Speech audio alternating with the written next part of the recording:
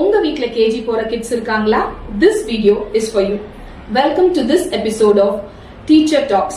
I'm Sai Priyadashni, Secretary of Wisdom Gates Matriculation Higher Secondary School and Sri Sai Guru Public School CBSE, Omalur.